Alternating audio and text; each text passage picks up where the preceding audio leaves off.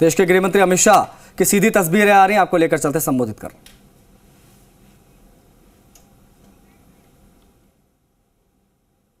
To defeat BJP, ये एक सोची समझी अगर रणनीति है तो क्या ये आप समझते हैं इसके लिए एक it's a big challenge for the BJP? देखिए, आप पत्रकार हैं इसलिए इस तरह से सोच रही है स्मिता जी। मैं मेरी पार्टी का कार्यकर्ता हूं, मैं इसको अलग दृष्टिकोण से देखता हूं। मेरी पार्टी को इससे आत्मविश्वास बढ़ना चाहिए, क्योंकि हम इतने ताकतवर हो गए हैं कि कोई अकेला लड़ना नहीं चाहता। अगर ताकतवर हुए हैं तो हमने एक आत्मविश्वास के साथ जनता के बीच में जाना चाहिए और हमने 5 साल में जो करा है वो बताना चाहिए। जो हमने बताया अब तक के चुनाव परिणाम के अंदर, मैंने 4 रैलियां करी हैं, 3 रोड शो करे हैं। मैं आपको बताता हूं कि आज का रोड शो का जो दृश्य मैंने देखा है, मैं कई बार त्रिपुरा है, पार्टी अध्यक्ष के नाते भी आया हूं, कैंपेन में भी आया हूं, गृह मंत्री के नाते भी आया हूं और चुनाव के बगैर भी आया हूं, मगर ऐसा दृश्य मैंने मेरे जीवन में नहीं देखा। जी, वो मैंने देखा, भीड़ बहुत थी।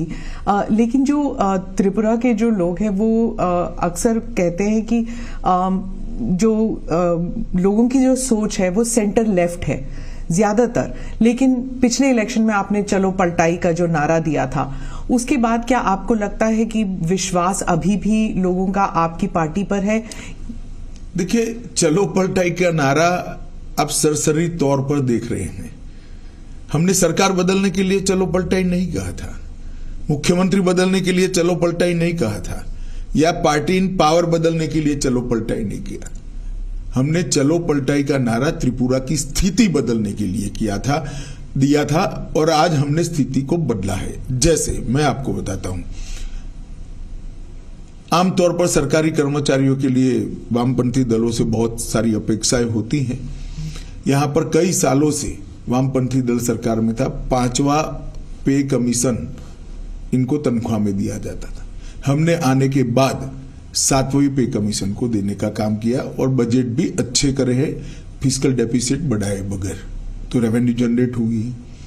इसके साथ साथ हमने हिंसा को समाप्त करने का वादा किया था और हमने हिंसा को समाप्त किया है। हमने नशे के कारोबार को जो बांग्लादेश से सीमाओं से आता है उसको रोकने का वादा किया था। आज मैं आत्मविश्वास के साथ कह सकता हूं, हमने त्रिपुरा के अंदर नशे के कारोबार पर बड़ी कठोरता से नकेल कसी है और इसका जनता में एक अच्छा मैसेज है।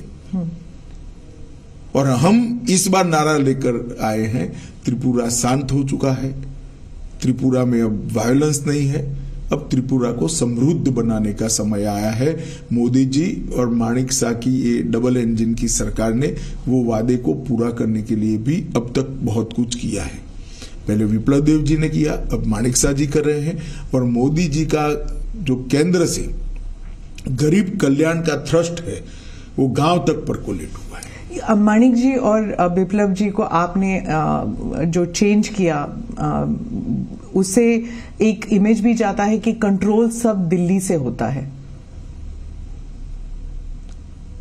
अब आप इसकी व्याख्या इस तरह से कर सकती है, परंतु ये पार्टी का सिस्टम है और कंट्रोल करने के लिए कोई बदलाव नहीं होता है, किसी भी कार्यकर्ता का ज्यादा उपयोग करने के लिए बदलाव होता है। तो कभी न कभी कोई राज्य से सेंटर में आता ही है।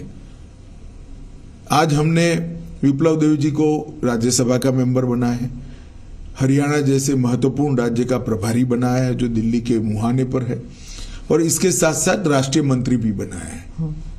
तो वो केंद्र की राजनीति में अपना अच्छे से योगदान दे रहे हैं। त्रिपुरा की राजनीति में भी माणिक शाह जी के साथ रहकर उनको सहायता कर रहे हैं जी।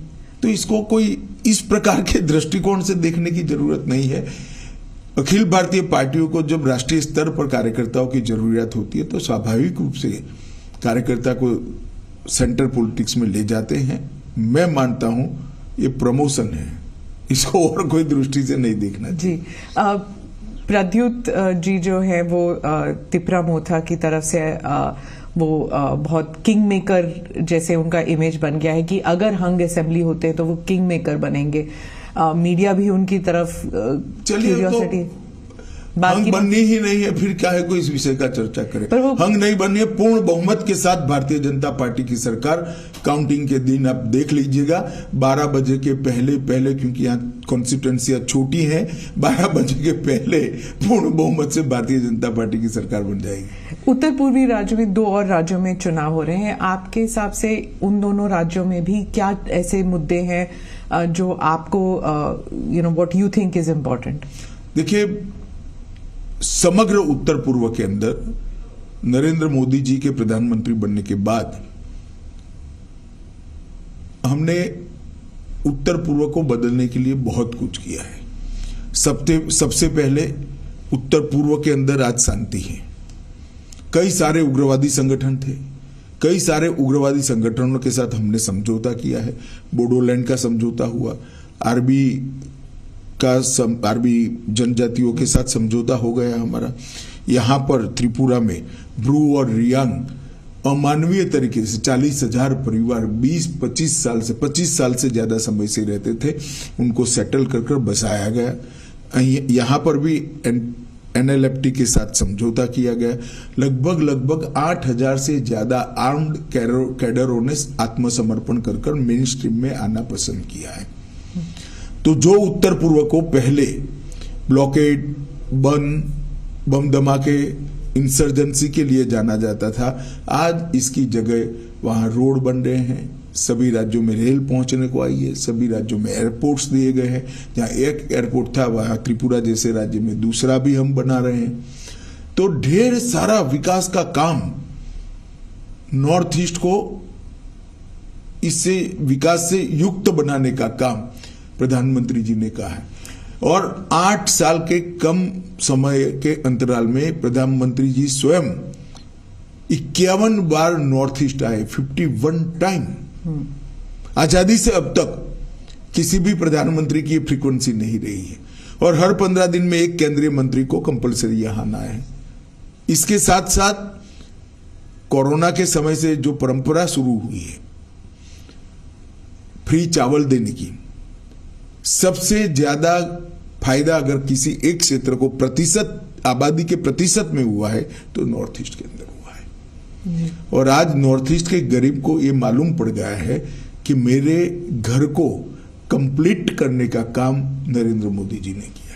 आइडेंटिटी पॉलिटिक्स बहुत बड़ी चीज होती है उत्तर पूर्वी राज्यों में, मतलब उनकी जो आइडेंटिटी है वो अगर मिट ना जाए, उसको प्रिजर्व करके रखना, स्पेशली ट्राइबल एरियाज में, ये बहुत एक सेंसिटिव मसला है। तो मेघालय और नागालैंड में चुनाव होने वाले हैं, वहां पर ये इशू उठ रहा है? नहीं, मगर उनको अब तो 9 साल में परिचय हो गया है।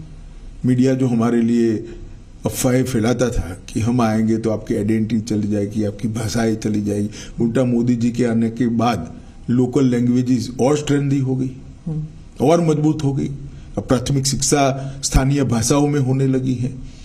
और इतना ही नहीं, कई सारी बोलियां जैसे मणिपुरी है, जैसे यहाँ की बोली है, त्रिपुरा की, कई सारी बोलियों में भी शिक्षा का प्रचार प्रसार बढ़ने लगा है। बोडोलैंड में भी उनकी भाषा में प्राथमिक शिक्षा होने लगी है। तो उनकी आइडेंटिटी को और मुखर कर मजबूत करने का काम भारतीय जनता पार्टी की सरकार ने किया। एक भी राष्ट्रीय पर्व ऐसा नहीं है जिसमें नॉर्थ ईस्ट के कलाकारों ने दिल्ली के प्लेटफॉर्म पर परफॉर्म नहीं किया है। उनके लिए देश भर के अंदर स्वीकृति बढ़ी है। नरेंद्र मोदी जी के लिए कई पत्रकार एनालिसिस करते करते आर्टिकल लिखते हैं तो मैं पढ़ता हूं कि भाई नरेंद्र भाई ने रोड कनेक्टिविटी बढ़ा दी, नरेंद्र भाई ने एयर कनेक्टिविटी बढ़ा दी, नरेंद्र भाई ने रेलवे से उत्तर पूर्व को जोड़ दिया। ये तो किया ही है प्रधानमंत्री जी ने, मगर प्रधानमंत्री जी ने सबसे बड़ा काम अगर किया है तो उत्तर पूर्व और बाकी के भारत के हिस्सों के बीच में जो मन की दूरी थी उसको समाप्त कर दिया है। आज उत्तर पूर्व के लोगों को मन से लगता है कि भारत के बाकी हिस्सों में हमारा सम्मान है, यहाँ भारत के लोगों का सम्मान होना चाहिए। नागालैंड में भी ईस्टर्न नागालैंड में कुछ लोगों ने उकसा कर इलेक्शन का बहिष्कार करने का ऐलान करवाया था। अभी ANPO ने विड्रॉ कर लिया। उन्होंने कहा हमें मोदी जी पर भरोसा है। तो यही बताता है कि अब ये चीजें नहीं चलने वाली। तो वो जो अकॉर्ड है उसका अभी तक वो सुलझ नहीं पाया अभी तक। देखिए, सुलझ नहीं पाया है। अकॉर्ड किस चीज के लिए होते हैं? अकॉर्ड हिंसा बंद करने के लिए होते। हिंसा तो बंद ही हो गई है।